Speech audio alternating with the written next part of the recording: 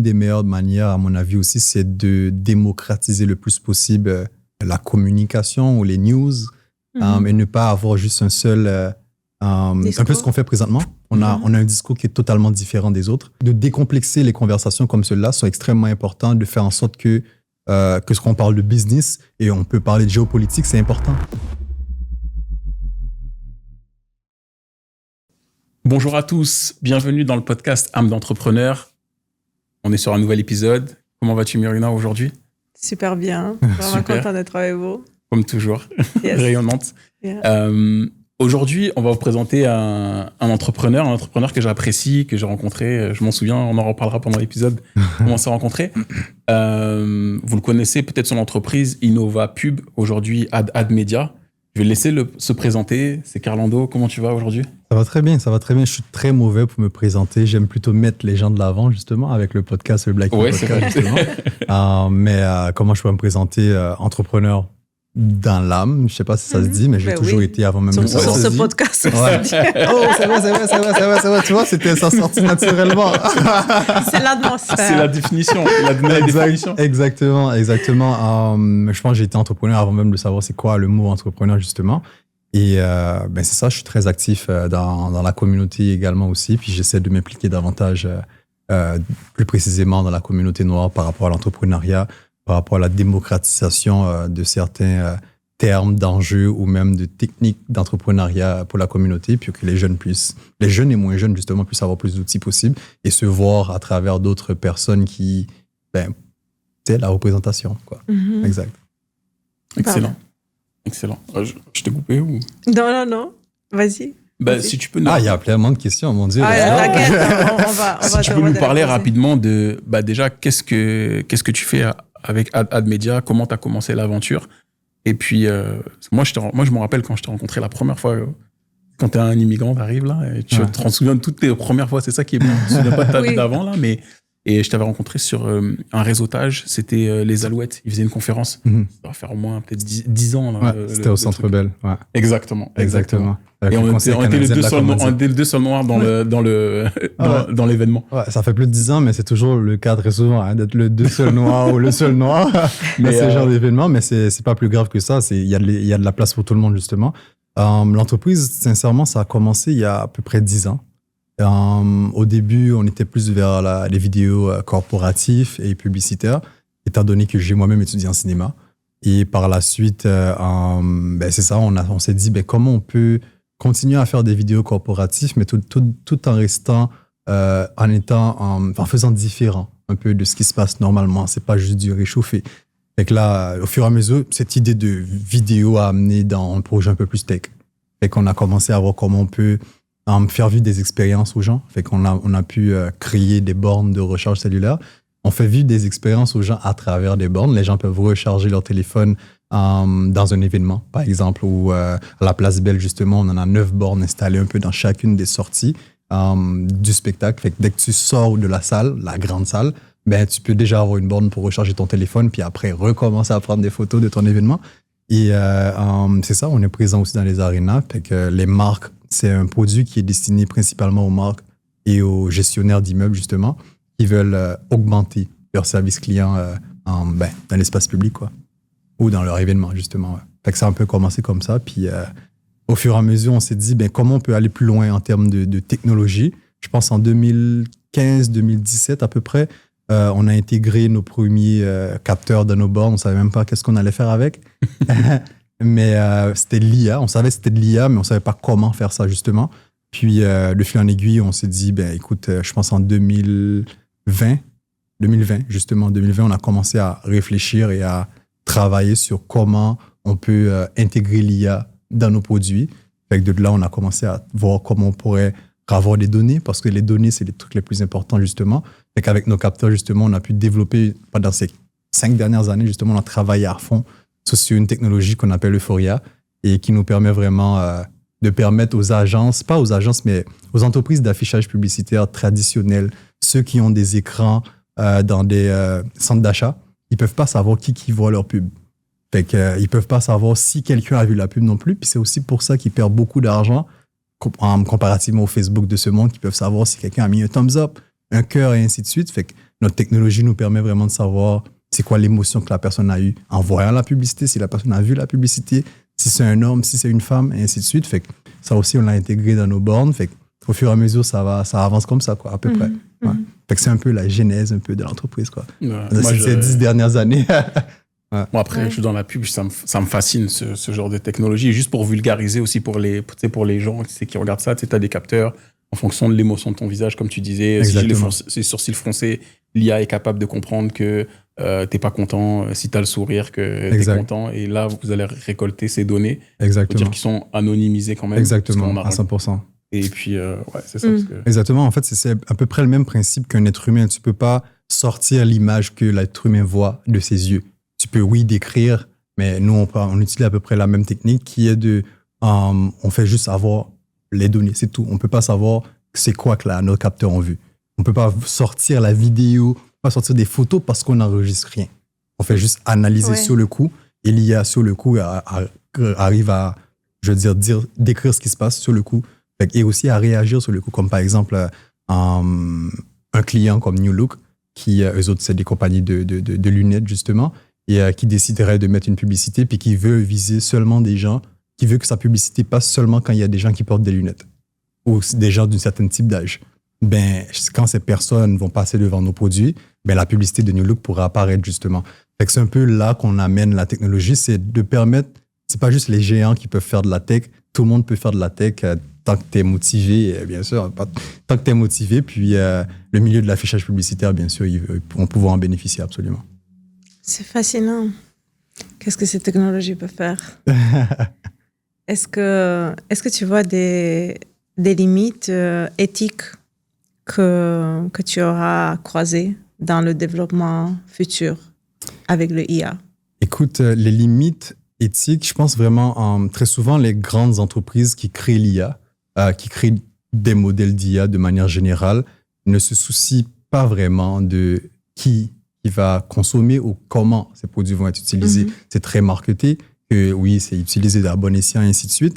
Comme moi, en tant que personne noire, justement, l'une des choses qui est les plus compliquées pour moi, c'est de voir que l'IA ne me détecte pas en tant que personne noire. Quand Computer Vision, il ne me détecte pas. Et j'ai un pixel, justement, que je vais changer, que la caméra ne me détecte de manière tellement médiocre que j'ai décidé de changer. Fait que là, je suis en processus. Je viens tout juste de l'avoir. J'ai testé, mais je suis comme non, je retourne à iPhone. mais pour moi, ça c'est les trucs éthiques qu'il faut vraiment soulever par rapport à ça. C'est qui crée ces technologies que tout le monde utilise. Fait que moi, je suis plus dans l'optique de si des entrepreneurs noirs, des gens de la communauté noire ou n'importe quelle autre communauté veut que l'IA fonctionne de la bonne manière pour eux, c'est à eux de le créer et non pas à Google et non pas à Facebook de le créer parce que justement, ces personnes-là, tout ce qui est important pour eux, c'est comment on va faire des sous. C'est important, mais comment éthiquement parlant, on peut faire des sous puis respecter les autres. Ça, je peux pas leur offrir à tête reposée qu'ils vont faire attention à ma personne, quoi. Non, ils vont pas le faire attention. Puis, entre autres, je sais que c'est pas ton domaine, mais j'ai été choquée, ça fait quelques semaines non, ça fait comme quelques mois, quand j'ai entendu Gary Vee parler de dating des robots IA. Lui parlait ça comme si c'était normal. Genre des robots qui datent et se datent. Oui, et là, du coup, j'ai vu qu'il y a les programmes de Elon Musk. C'est en train de se passer. Elon Musk est en train de pousser des robots, des androïdes qui se relationnent avec des humains. Oh, bien sûr, à 100%. Et ça existe déjà depuis un moment aussi. Hein. Exactement, ça existe depuis Japon, un moment.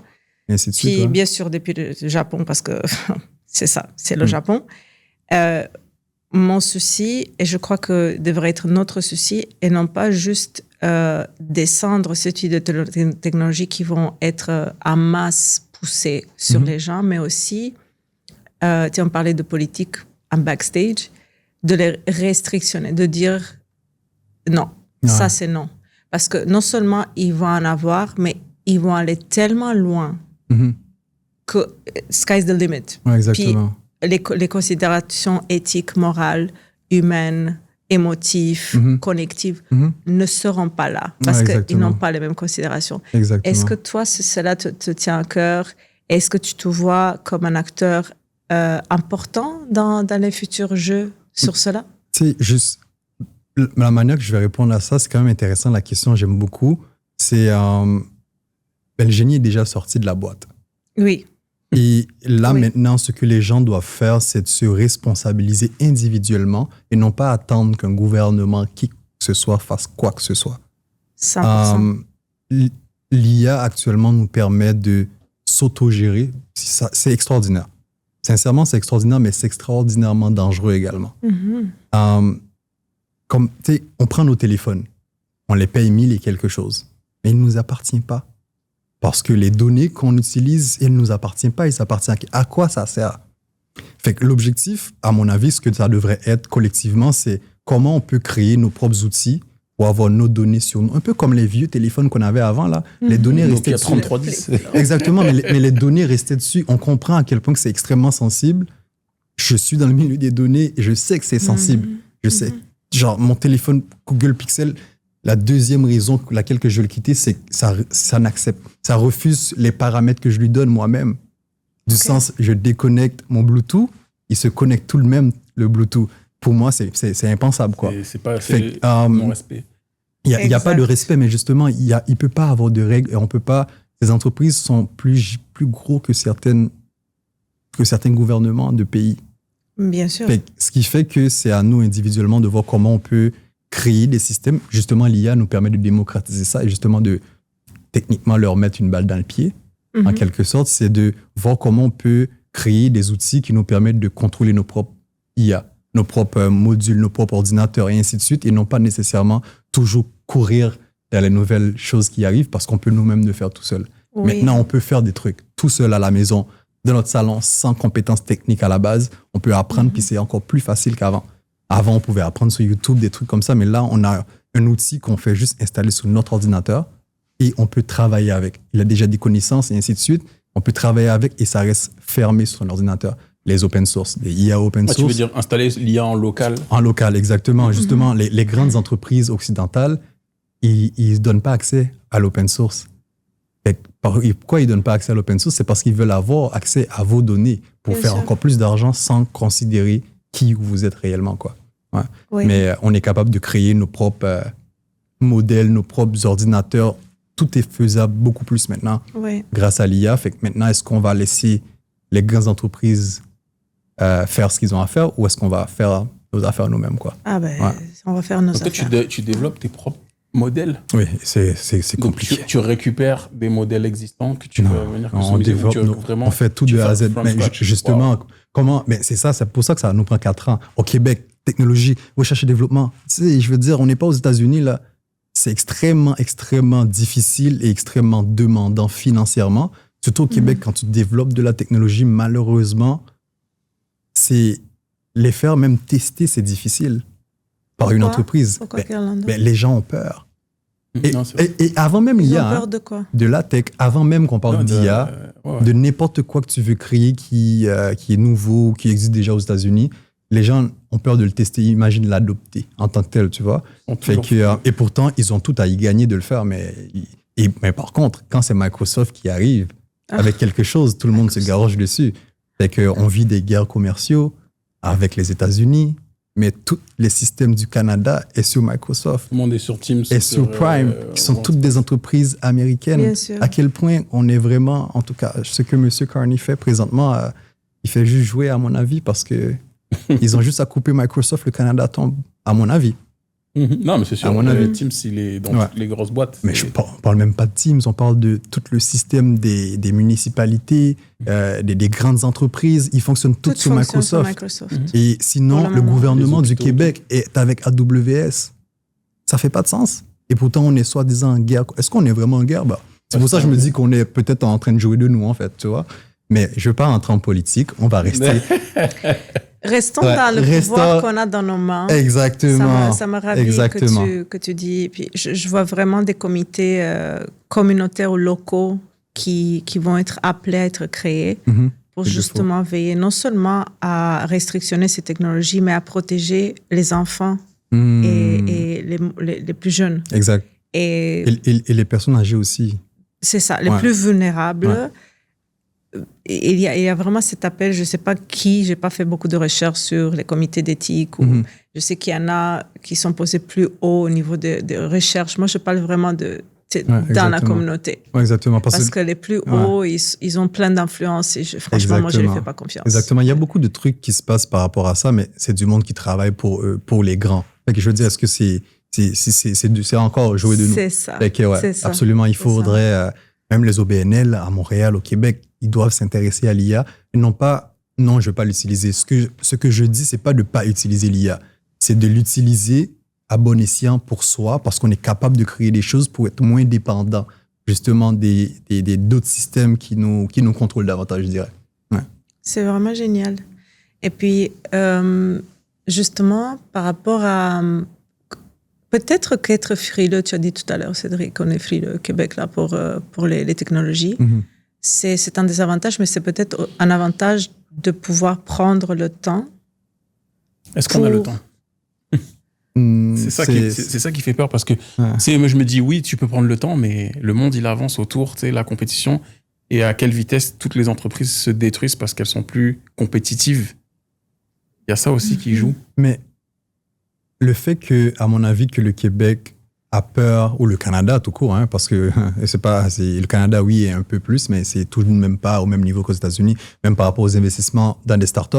Tu sais, aux États-Unis, ça va beaucoup plus vite. Les gens veulent prendre des risques. Puis les startups ici, il faut que tu prouves que tu as fait quelque chose. Je veux dire, je suis une startup. J'essaie de créer quelque chose, mais le soutien, c'est tu as combien de clients? C'est comme ça ne fonctionne pas de cette manière-là, exactement. Ouais. Mais voilà, j'ai perdu le fil de ce que j'allais dire par rapport à ça. Mais en tout cas, c'est pas plus grave. On pourra revenir là-dessus. Mais je pense que c'est extrêmement important de voir comment on peut... Oui, en fait, ce que j'allais dire, c'est justement ça.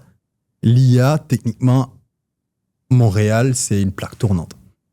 Ça, c'est techniquement pas né, mais une grande partie de l'IA avec Joshua Benjo, je crois, et d'autres personnes au niveau universitaire, on est très fort au Québec. On est très fort à la théorie, mais la mise en pratique ou la mise en marché de nos technologies au Québec,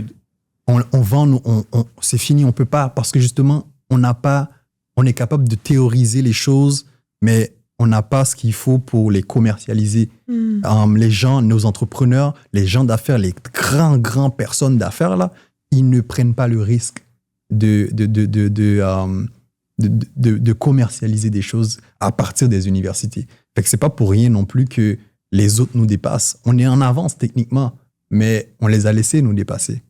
Parce que on n'a pas l'argent, les capitales, et notre manière d'investir dans les entreprises au Québec n'est pas la bonne. Elle n'est pas la bonne, elle n'a jamais été d'ailleurs. Mais ce que tu dis, mais ça résonne en moi, parce que tu vois, j'ai un pote qui a fait de son business, c'est ce qu'il fait, il rachète les brevets aux universités et il les commercialise et il vend ça à l'étranger. Il fait ça. Parce qu'il m'a dit, écoute Cédric, il y a des pépites, il y a des brevets qui sont dans nos universités ici. Exactement. Il m'a dit, j'ai juste à apprendre à ramasser et puis... Exactement. C'est fou. Exactement. Puis les programmes, on parle de oui, on veut soutenir les startups, mais c'est tellement compliqué. Les rapports que tu dois remettre, les demandes qui doivent être faites. C'est... En fait, je me demande même, est-ce que c'est pas le milieu francophone qui est aussi complexe? Oui, c'est le milieu francophone. On dirait que toute la francophonie à travers le monde est en ralenti. C'est lourd. Mais parce qu'on adore la paperasse, réglementer les choses, mais ça nous aide pas du tout. Il fut un temps peut-être, mais là, maintenant, c'est plus le cas. Maintenant, ça va vite, depuis un moment, c'est plus le cas. C'est beaucoup trop lourd. Puis vraiment, tout le monde en a marre. Ouais. Et puis, je sais, on veut soutenir entre ce qu'on entend et ce qu'on voit. Non. Il n'y a pas. Quand je vois Sam Altman, lui, il y va, il dit on fera les règles après. C'est comme ça qu'on crée des technologies, mais ça, c'est le monde capitaliste, ça, c'est clair. Mais les règles après, c'est comme ça qu'on crée une technologie. On crée, puis après, on va voir comment on fait. Mais par contre, avec l'IA, je répète, ça peut être extrêmement dangereux parce que nos gouvernements n'ont pas ce qu'il faut, n'ont pas le leadership qu'il faut pour s'assurer de ce qui s'en vient. Parce que quand on parle des robots, tantôt on parlait des robots. Les robots vont venir en tant que travailleurs. J'ai assisté à une conférence. Je n'avais pas le droit de prendre des photos nécessairement. Je ne vais pas dire où, je ne vais pas dire de qui. Mais il y a une entreprise au Canada qui est plus avancée que l'entreprise d'Elon Musk par rapport aux robots. Et ces dirigeants d'entreprise nous disent, ils savent pas comment. En fait, c'est pas à eux de gérer nécessairement qu'est-ce qui va se passer. Ce que je veux dire par là, un ouvrier dans une usine, disons qu'il est payé $35 de l'heure. Je pense que des fois, c'est plus que ça, bien sûr. Spécialisé, bien sûr, tu vois. Mais le robot va pouvoir faire le même travail à $5 de l'heure. Et il n'aura pas à payer d'impôts parce que c'est un matériel physique qui travaille. Il n'y a pas de retour d'impôts. C'est un outil qui travaille. Fait que ça, imaginez ce que ça va faire économiquement parlant. Pourtant, oui, je sais qu'il y a des études qui ont été faites. Plein d'études ont été faites, mais qui a le leadership de prendre l'avance pour dire, écoute, on va commencer à voir qu'est-ce qui est possible d'être fait maintenant. Et au Canada, ils ont fait des études aussi par rapport au salaire universel. Ils savaient ça depuis longtemps que ça allait arriver. Bien sûr qu'ils savaient depuis ça plus de 20 longtemps. ans, les gens savent que ça va arriver. Mais personne, comment je pourrais dire, a les couilles de faire ce qu'il faut. Parce que, tu sais, le Ça, forum c'est vrai. économique, toutes les rencontres qu'ils ont à tous les années, Bien sûr. c'est Ben, une place c'est des stratégique qui planifications, est quoi. en marche, bien sûr. Absolument, absolument. Peut-être il y en a qui se réveillent maintenant à ça, mais c'est depuis avant la pandémie. Ces gens-là, ils sont très stratégiques. Exactement. C'est rien. Maintenant, la question, c'est, pour revenir à nous et le pouvoir de la communauté, Mhm. comment vois-tu ça? C'est sûr que c'est à chaque niveau individuel. Chaque personne va pouvoir mettre de sa part. Est-ce que tu as je sais pas, est-ce que tu as un sentiment de comment, disons que si ça c'est une stratégie qui va aller vers pas vraiment ce qui va être très bon pour nous, Mhm. mais s'il y a une stratégie au-dessus de ça, moi j'aime appeler ça la stratégie divine parce que j'y crois. Comment tu la vois? Qu'est-ce qui pourrait améliorer notre sort? Qui pourrait nous éviter ce qui Qu'est-ce qui est s'en vient? au-dessus de cela qui va pouvoir contourner ou faire en sorte que finalement on va virer vers quelque chose d'humain, de connecté, de technologie en service de la communauté, un peu de rêve collectif que la majorité des gens qui se rassemblent pas une fois par année en train de se tourner. Écoute, il est trop tard. Il est trop tard. Pourquoi je dis qu'il est trop tard? C'est qu'il faudrait techniquement que les gens sortent dehors, aller manifester. Ils ne le font pas. Pourquoi ils ne le font pas? Ben, ils sont en précarité financière. Ils doivent travailler. Les gens savent qu'ils s'en viennent. Ils souffrent déjà présentement. Je ne sais pas si vous le voyez dehors. Tout le monde est sous les nerfs au volant. Tout le monde est sous les nerfs au volant, mais personne ne se pose la question pourquoi. Mais on est déjà dans une machine, dans un engrenage qui est pris, nos doigts sont pris dedans. Et puis, je suis un fan de géopolitique et je suis un fan d'entrepreneuriat. Pour moi, c'est les deux vont ensemble. On ne peut pas parler d'entrepreneuriat si on ne parle pas de géopolitique. Puis, présentement, les tarifs qui se mettent partout, c'est pour ramener des entreprises aux États-Unis, par exemple. Pour pouvoir compétitionner. En fait, l'objectif, c'est de compétitionner à la Chine. La Chine, ils ont une stratégie qui fait que leur salaire n'est pas élevé, mais les gens vivent très bien avec leur salaire là-bas. Il y a plus de millionnaires en Chine que n'importe où sur cette terre. Mais on veut compétitionner la Chine. La Chine, ils ont des usines sur des bateaux qui fabriquent des autos. On n'est pas capable de faire ce genre de choses. Mais par contre, l'option qu'ils ont actuellement, soit pour faire la guerre ou pour mettre dans des usines, c'est des robots. Mais ces robots vont pouvoir permettre à compétitionner la Chine. Mais permettre à compétitionner la Chine, il y a quelque chose qu'on ne calcule pas là-dedans. C'est nous, les humains, qui faisaient ces travaux-là, qui travaillaient dans ces usines-là, qui étaient des soldats ou qui étaient des infirmiers ou des aides, qui aidaient les gens, entre autres. C'était un salaire qu'on avait. Mais c'est des machines qui vont pouvoir le faire, qui n'ont pas besoin de payer d'impôts, qui n'ont pas besoin de faire tout ça. Fait que si les gens, de manière générale, ne fait pas le sacrifice maintenant de sortir dehors manifester, ça va être pire demain pour eux. Parce que ça va être inévitable. Totalement inévitable. Je ne crois pas que les gens vont sortir demain à aller manifester. Non. C'est pour ça que je suis pas pessimiste comme personne. C'est un fait. C'est inévitable. Ça va péter demain. Quand je dis demain, dans 5-10 ans maximum, ça pète déjà, en quelque sorte. Fait que de reconsidérer d'ailleurs c'est qui nos alliés et de reconsidérer c'est quoi être un leader. d'où viennent nos leaders? Pour moi, ils sont tous pareils, les leaders que je vois passer devant moi. Je veux dire, Le mot leader, c'est beaucoup dire. Comment? Le mot leader, c'est... Ouais, mais c'est ça, effectivement. C'est beaucoup dire. Mais Je oui, on dit même leader pas parce que pour dire. normalement, avant, il y avait des leaders. Tu sais, admettons, Dans les mémoires. il y a un monsieur que j'aime pas particulièrement, c'est Charles de Gaulle. Mais lui, c'était un leader. Tu sais, si je regarde pragmatiquement parlant, c'était un leader. Il a amené la France à obtenir sa bombe nucléaire, malgré tout. C'est ça qui fait que la France, maintenant, reste là. Sinon, la France serait un pays le plus pauvre au monde actuellement, l'un des pays les plus pauvres au monde. Et ça s'en vient d'ailleurs. Mais c'est ça, il faut des gens qui sont capables de dire les vraies affaires et de faire ce qu'il faut pour faire les vraies affaires. Mais on n'a pas ça. On a du monde qui vont dire toutes sortes de choses, mais qui vont faire l'inverse. Il y a du monde qui vont dire c'est la faute des immigrants. Mais moi, j'adore la géopolitique et l'histoire. C'est ça, les tactiques de tout le temps. Et les peuples se font toujours avoir. C'est les migrants. Les migrants, avant, c'était les Juifs. On sait ce qui est arrivé. Fait que, tu sais, c'est toujours ça qui arrive à chaque fois et à chaque fois et à chaque fois. Et quand on étudie l'histoire, première, deuxième, toujours la même affaire. Troisième, étant donné qu'il n'y a pas de deux sans toi, puis qu'on voit comment le monde est présentement. Je ne suis pas pessimiste comme personne. Ce sont des faits. C'est vrai. Je suis loin d'être pessimiste comme personne. Tous les gens qui me connaissent le savent. Mais étant donné que je suis devant des caméras, fait que je crois que c'est important d'en parler parce que j'entends, j'ai jamais entendu des discours comme ça au Québec. Les gens ne parlent pas de ça comme si ça n'existait pas. Les gens en parlent dans les podcasts, effectivement, mais pas dans les médias traditionnels. Non, on t'entendra pas ces messages-là. Ouais, non, c'est vrai. On peut changer de sujet totalement maintenant. Non, on peut aller dans la divertissement. On va tourner vers l'évolution, Gerlando. Parce que non, on va le tourner. Et oui, ça va arriver, mais c'est pas la finalité. Parce que dans tout désastre humain, parlons de l'histoire géopolitique, après toute bombe atomique, qui est une énorme erreur, il y a une étape de floraison et d'évolution. Donc, oui, on va arriver à des temps obscurs c'est pas le premier. Et ça va aussi nous donner l'opportunité de dire, ça c'est non. On va faire autrement. Ouais, et les manifs, moi, j'étais là pendant la COVID, by the way, à chacune. Donc, oui, je vais sortir. Je n'aurais pas vu une là. Ouais, moi, j'en ai fait plein de manifs. J'en ai fait. Il y en a qui vont sortir et puis on va les faire non seulement à la traditionnelle, mais on va manifester, je crois, un mouvement de grassroots, comme il le faut. De bottom up.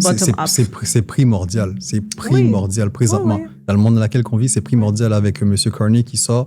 On est prêt à envoyer des gens en Ukraine. C'est primordial qu'on sorte dehors pour manifester.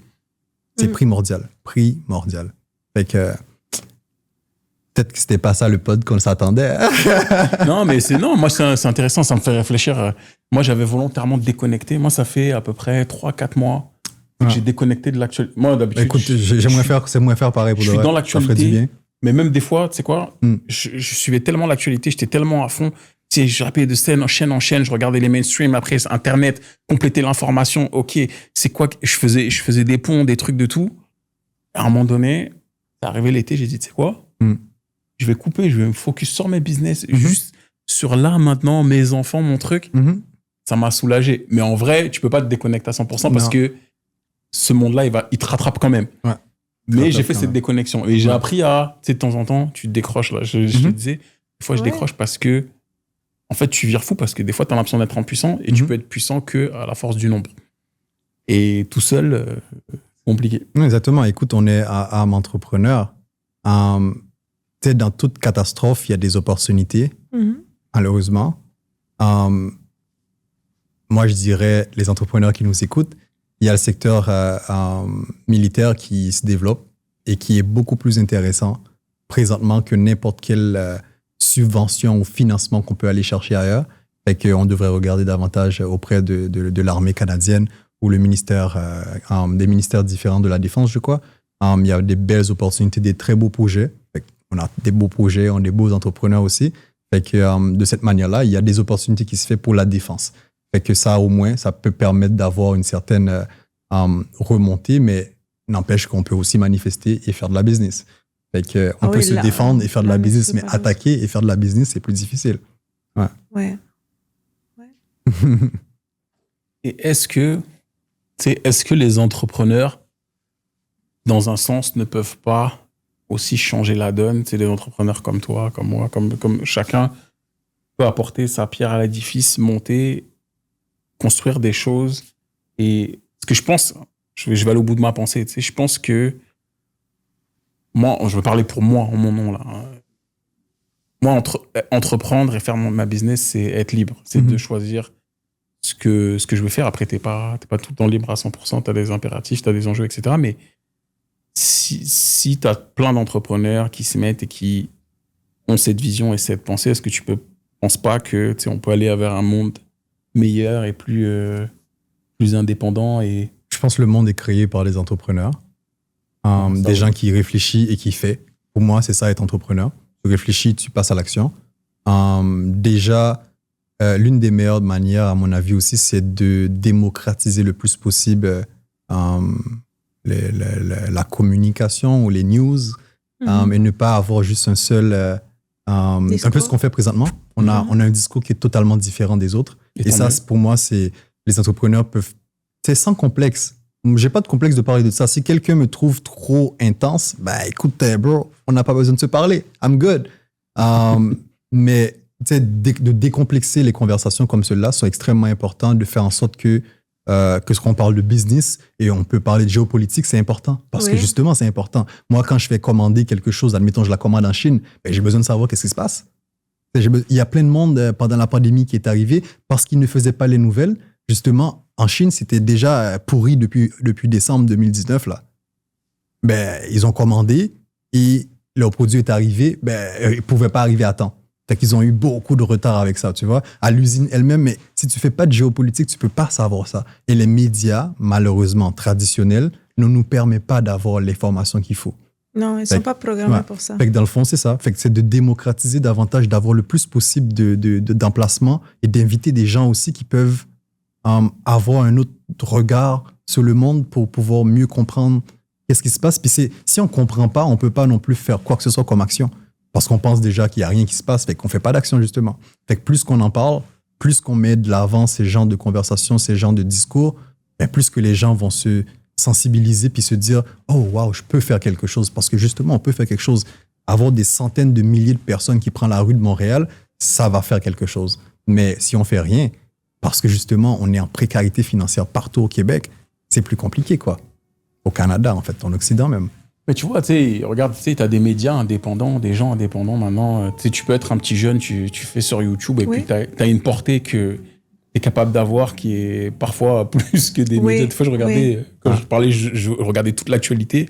À un moment donné, je regardais la télé, j'allais sur le canal YouTube de tous les mainstream de Radio-Canada, TVA. Des fois, tu voyais, ils avaient 300 vues sur un sujet d'actualité. Je me dis, mais attends, mais YouTube, il me semble que c'est populaire. 300 vues sur un fait d'actualité important, en fait, quoi que je considérais important.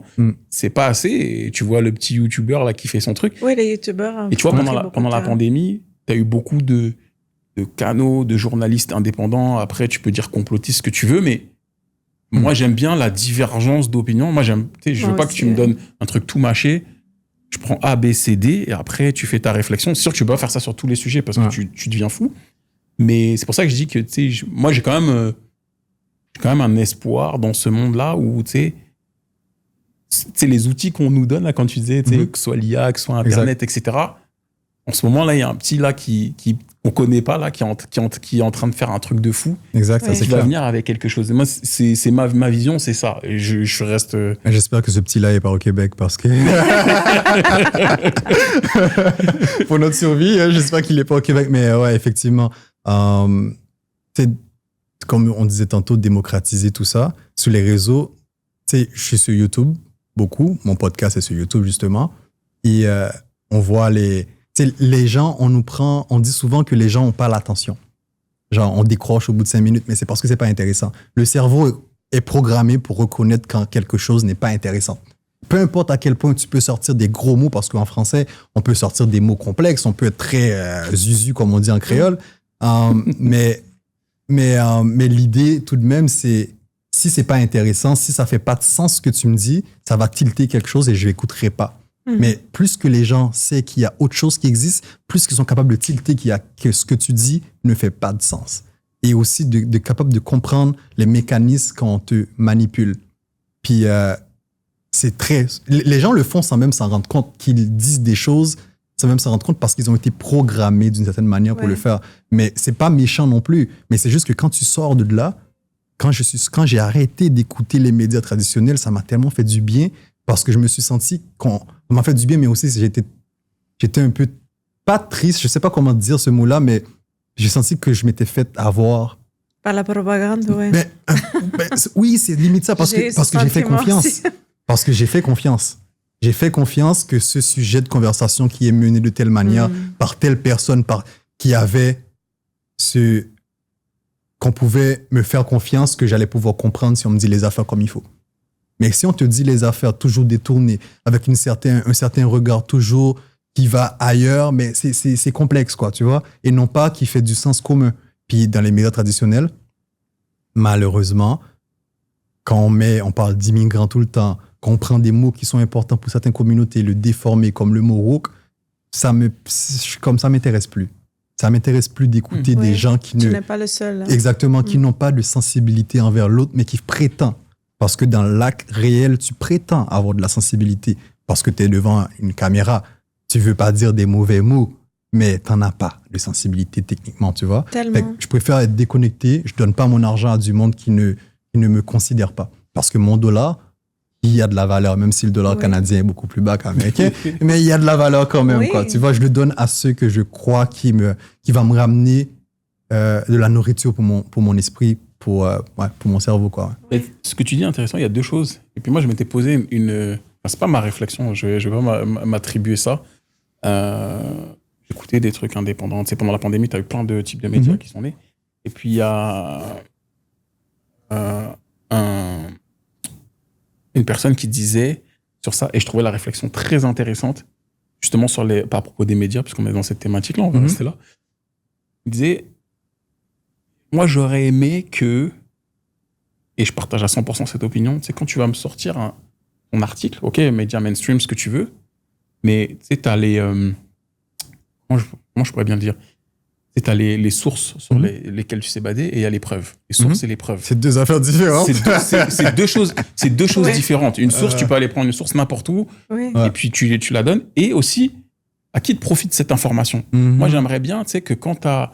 Parce qu'il y a des conflits d'intérêts aussi dans les articles. À qui profite cette information ? Et c'est quoi ton... Tu sais, tous les journaux ont une ligne directrice. T'as un journal qui est plus de droite, plus de gauche, etc. Mais, tu sais...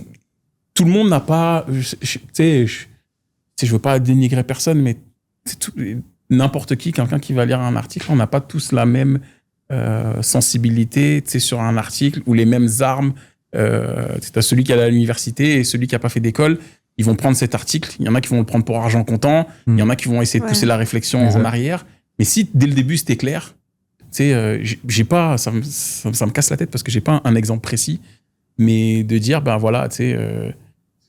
n'importe quoi, tu vas faire un truc, je pense à la pandémie, tu sais, sur les articles, où tu sais, le gouvernement lâchait de l'argent, etc. Et que ton média, par exemple, il est subventionné par ça. J'aimerais le savoir parce que ça va changer ça va changer ma perception quand je vais lire l'article. Exact. Donc, ça, c'est important. Et des fois, c'est cette transparence-là qui manque. Et aussi les sources et les preuves. Oui, tu me donnes ça, mais c'est quoi ? Parce que quand je regarde ce tableau-là, tu me donnes ces chiffres-là, et que je vais voir, et que je creuse, et que je regarde une source officielle, je trouve pas les mêrs chiffres. Mais justement, ça s'est arrivé dernièrement. Là, dans la presse, justement, il y a eu 2 articles sur Hydro-Québec qui sont sortis. L'autre qui dit, Hydro-Québec, je ne vais pas raconter n'importe quoi, ils ont perdu 20%. L'autre article disait qu'ils ont gagné 20% dans le même journal. Ça, c'est vraiment... Mais tu vois, Et ça, c'est Luc Poirier qui l'a partagé. Genre, il l'a montré lui-même. J'ai tombé là-dessus, je suis comme, oh, wow. Mais c'est ça qui arrive tout le temps. Et ils en ont perdu énormément de crédibilité, puis je pense qu'ils vont continuer à la perdre. Et c'est pour ça aussi que les petites voix, qui sont moins professionnelles et surtout moins payées, ou pas payées, mais qui sont transparentes et authentiques, vont augmenter le volume. Ah oui, ça. Parce que les nouvelles générations... On dirait qu'ils sont allergiques. Je les admire tellement.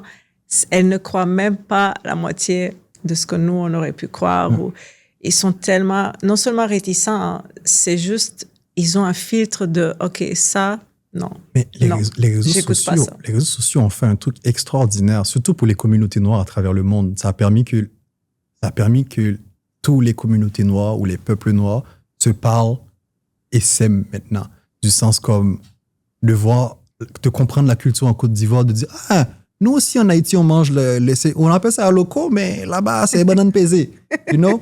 Mais c'est la bouffe exactement. Toujours. Mais c'est ça que ça a permis les réseaux sociaux ces 10 dernières années. On a vu que, waouh, on n'est pas seul. Oh, waouh. Il y a des trucs autres qui se passent. Puis en Afrique, ça bouge tellement merveilleux. Puis ça crée des sens critiques davantage pour les plus jeunes. Et pas seulement les plus jeunes, hein, pour pas mal de monde qui se laisse aller, qui se laisse aller dans quelque chose de nouveau, quoi, tu vois, dans quelque chose de nouveau. Puis très souvent, ça peut être très embêtant. Tu sais, au début, moi-même, parce qu'on s'entend, c'est comme se désintoxiquer de quelque chose. Entendre le raisonnement d'autres, ça fait très mal. T'es comme, non, j'en veux pas. C'est quoi qu'il raconte, lui? Pourquoi il dit ça? Mais si ça te fait ça, c'est qu'il y a quelque chose réellement que ton corps te dit. Puis il faut que tu es capable de dire, de comprendre et d'écouter davantage pour te dire, qu'est-ce qui me fait que je pense comme ça? Parce que moi, c'est exactement ce que j'ai vécu. Genre, j'écoutais d'autres mondes qui ramenaient des preuves publiées par des sources crédibles, par les sources que les mêmes médias qu'on parle suivent, mais qui refusent de le prouver, justement. Et au début, c'était très confrontant pour ma personne. Je me confrontais à moi-même. J'étais comme, c'est quoi cette affaire-là? Pourquoi tu parles comme ça? Puis très souvent, dans les médias, on te parle avec un certain ton. Et dans les autres personnes normales, on parle pas comme ça. Mais on est habitué. Même, en fait, on fait très souvent des jokes avec les trucs français, là, les journaux français qui parlent d'une certaine manière très, très étrange d'ailleurs. Mais tu sais, ça, psychologiquement, tu t'adaptes que c'est comme ça que les nouvelles doivent rentrer dans ton cerveau. Mais quand quelqu'un d'autre arrive avec toute sa passion, toute sa flamme, t'es comme, ouh, c'est trop. Tu sais, surtout au Québec, là, on n'aime pas trop ça, tu vois. On reste un peu à distance, mais c'est important de se confronter à autres. Moi, j'écoute des médias de gauche, des gens qui n'aiment pas des personnes noires. J'écoute tout. Pareil, moi, je suis comme toi. J'écoute parce que c'est important d'écouter les autres. Mais quand on dit la gauche, la droite, blablabla, ça fait de la division. Il ne faut pas jouer à ce jeu. Ça, c'est un jeu très dangereux. Il ne faut pas croire à la gauche et à la droite. Exactement. Si tu vois les jeux d'échecs qui se changent, moi, je n'y crois pas. Exactement. Mais moi, quand j'entends la droite parler, quand j'entends la gauche parler, ils disent la même affaire, d'un ton différent. Mais je suis comme, guys, asseyez-vous, parlez-vous. Parce que c'est pas vous n'êtes pas l'ennemi. Genre, on vous met l'un en face de l'autre, mais celui qui vous met l'un en face de l'autre, c'est lui l'ennemi. Et très souvent, c'est pas pour rien. En Europe, en France, ils ont coupé la tête de cet ennemi-là à un moment donné. Fait il faut savoir que l'élite occidentale ne travaille pas souvent pour son peuple, malheureusement. Ne travaille jamais pour son peuple. Exactement. Puis on voit très bien là, on voit très bien à quel point que les sans-abri ont explosé à Montréal. Ça fait pas de sens. Mais on s'entend, mais non, c'est rien du tout. Mais plus de personnes sans-abri qu'il y a, plus que ta société ne va pas bien. Et sur Notre-Dame, je vois des tentes à ne plus en finir. Les gens n'en parlent pas. Et quand ils en parlent, c'est anecdotique. Ils te parlent de ça, ils changent de sujet direct après, comme si de rien n'était. Mais le cerveau dans ta tête qui ne comprend pas, mais pour toi, c'est anecdotique. C'est pas important. Mais c'est extrêmement important. Plus qu'il y a de personnes sans-abri dehors, pire que ça va être. C'est des preuves. Si je veux dire, on peut pas voir une crise arriver. Exactement. On peut pas voir une crise arriver aussi flagrante de notre face, mais on nous dit que c'est pas une crise. Je veux dire, on est en crise. Il faut l'admettre qu'on est en crise. C'est comme ça qu'on peut guérir une maladie, c'est d'admettre qu'on est malade. Fait que c'est un peu... je savais même pas que j'allais parler de tout ça. Là, mais on savait pas qu'on va parler de ça. Mais j'aime bien ton point de vue. Moi, je suis comme toi. J'écoute... Même, par exemple, le politicien que je vais haïr le plus, je vais l'écouter parce que je veux savoir qu'est-ce qu'il a à dire. Et puis, des fois, même, tu vas dire, sur ce point-là, quand même, il a raison. Effectivement. Et ça fait mal. Hein. Ça fait mal parce que tu dis, je l'aime pas l'individu, mais sur ce point-là, il a raison. Exactement. Alors, celui que j'aime bien, sur ce point-là, il est pas clair. Il est louche. Exactement. Et un truc que je faisais jamais avant, lire les programmes. Tu vois, je lis, tu sais, quand arrivent les... Moi, je le fais moins pour le Québec, mais je vote en France et au Canada. Il y avait les élections. Ma femme m'a dit, mais qu'est-ce que tu fais? Tu sais, je me suis assis dans la cuisine et j'ai pris chaque pamphlet un par un. J'ai lu toutes les lignes de A à Z. J'ai pris mon surligneur et j'ai marqué Tu sais, rouge, c'était pas bon, jaune, c'était bon. Et après, j'ai tout posé. Ma femme m'a dit, mais t'es fou. J'ai dit, ouais, mais tu sais, on m'a toujours. Tu sais, en plus, t'es instrumentalisé et puis, tu sais, t'as tes parents, ce qui t'ont inculqué, tes valeurs, et tout ça fait que tu vas choisir un parti politique pour qui tu vas voter, mais en réalité, le vrai truc pour lequel tu vas voter, c'est le programme. Ouais, exactement. Et après, quand tu regardes le programme, tu te dis, mais en fait, ouais, ça marche pas, en fait. Qu'est-ce qui se passe? Exactement. Ça marche Avec pas, en le fait. programme. Exactement. On est en pleine période électorale. Moi, je dirais aux gens, votez. Pas seulement pour votre portefeuille, là, mais votez pour l'avenir. Votez pour vos enfants, là, parce que ce qui s'en vient est catastrophique. Puis il vaut mieux l'éviter. Puis pour l'éviter, municipal, provincial, oui, mais il faut qu'on sorte dehors. Il faut qu'on manifeste dehors comme jamais au Québec, au Canada ou en Occident. Même en France, je pense en France, présentement, ils préparent une manifestation de fou, là, en 10 septembre ou 17 septembre, un truc comme ça, contre Macron, monsieur le dictateur, je crois. Hâte qu'il Mais débarque, ouais, exactement. Fait que, fait que c'est ça qu'il faut qu'on fasse. Il faut qu'on sorte dehors pour en discuter, quoi. Ouais. Ouais. Waouh, le temps a filé. Dernière question. On se fait avertir que là, il faut couper. Il faut couper. Rapidement, je vais poser une dernière question, mais je voulais rapidement, si tu es à l'aise d'en parler, tu sais, ton projet de déneigeuse, moi, je trouvais ça fou. Nah. Non, pas encore. Non, Ça va venir. Pas encore. Regardez, ça s'en vient. Il faut le regarder, il faut aller le suivre sur LinkedIn. Exact. LinkedIn, Carlando, vous pouvez le connecter. Comme ça, au moins, quand ça sortira, vous aurez toute l'information. Et le podcast sera aussi dans la description. Ouais, on va mettre dans la description toute l'info. Et pour toi, pour finir, c'est quoi, on a parlé au début, mais l'âme dans l'entrepreneur? C'est quoi pour toi avoir l'âme dans l'entrepreneur? Il y a ma femme qui dit, je suis nouvellement marié. C'est vraiment génial, sincèrement. Je pensais pas être marié, mais je suis marié. C'est vraiment génial. Il y a ma femme qui me dit souvent, s'il y a quelque chose qui te dérange, fais-le. S'il y a une idée qui t'a en tête puis qui te dérange, fais-le. Genre, essaie de le régler toi-même. Attends pas que quelqu'un le fasse pour toi. Fait que je pense que les entrepreneurs, on a des idées, on le fait. Fait que c'est un peu pareil. Parce que c'est un peu pareil qu'à l'école. Très souvent, on pense qu'entrepreneur, c'est « Oh mon Dieu, c'est merveilleux ». Non, à l'école, on t'avait des projets que tu devais faire. Tu as fait tes recherches, tu as fait ton projet. C'est ça, entreprendre. Entreprendre, c'est les gens se lèvent, ils vont sur Google, ils cherchent un emploi. C'est ça, entreprendre. Mais tu entreprends pour avoir un emploi ou tu entreprends pour ta personne. Tu sais, il y a différentes phases, mais on entreprend chaque jour. On lève, on fait notre agenda, on entreprend. C'est ça, l'entrepreneuriat.